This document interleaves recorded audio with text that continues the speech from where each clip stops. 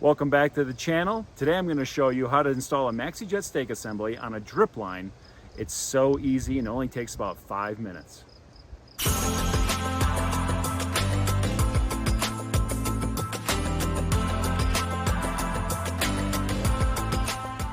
So today we have two new plants in the yard here, and this is a squash plant and this is some mint. Mint we're hoping is going to take over and get kind of cover this area more, and squash can also get very large and cover a large area. So what we've decided for irrigation is we're going to go with these MaxiJet stakes, and the MaxiJet stakes can shoot out with a radius of about 5 feet. Now there's also a valve on the back of these that we can control it, and we can make it smaller, or we can take it all the way out to like 5 feet. So here's our drip line. It's on the surface here. I'm going to make a connection here for this drip line, or this MaxiJet, to go into the drip line here. I'm going to hold it back a little bit because the squash can get really big, and I'll put it right here. And then this one, I'm going to connect it right in here, and I'm going to spray over the mint around that area. So let me grab my tools and I'll show you exactly how to do it.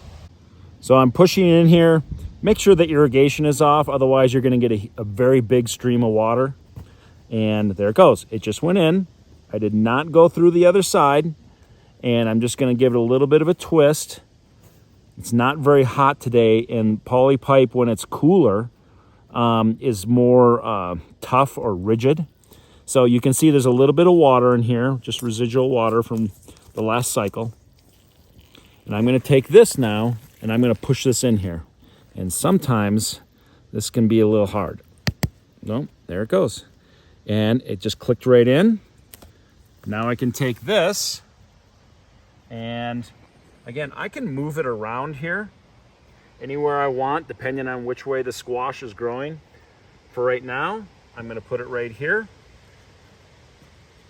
Put it in the ground, and then this, I can adjust the spray, which direction I want it to go with this, and I can adjust here with the valve how far it shoots. Let's put in the other one, and then we'll adjust them both at the same time.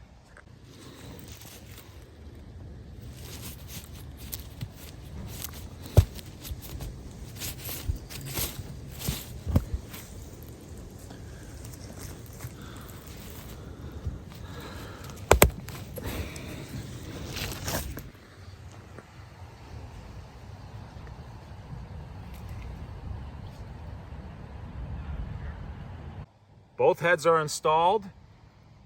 They're connected onto our drip line. We have them staked into the ground. Now's the time to turn on the sprinklers and adjust the nozzles. Water is on, and we can do some testing now and decide how we want to do this. So as you can see, I can turn this head a little bit and I can get it, but it's shooting 5 feet in either direction, okay? It might even, looks like it's even going a little bit further because we have some really good pressure here.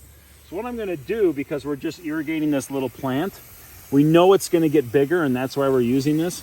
But for right now, we know this plant is very small, and I just want to make sure that it gets some water on it. Let's do this and move this in closer. And then as the plant grows, we'll adjust the valve and move it away further so that we make sure that plant gets really good water.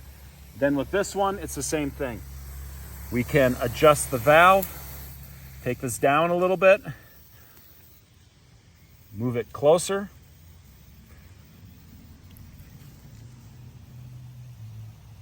And then as this plant grows, we can adjust the valve and move it wherever we need it to be.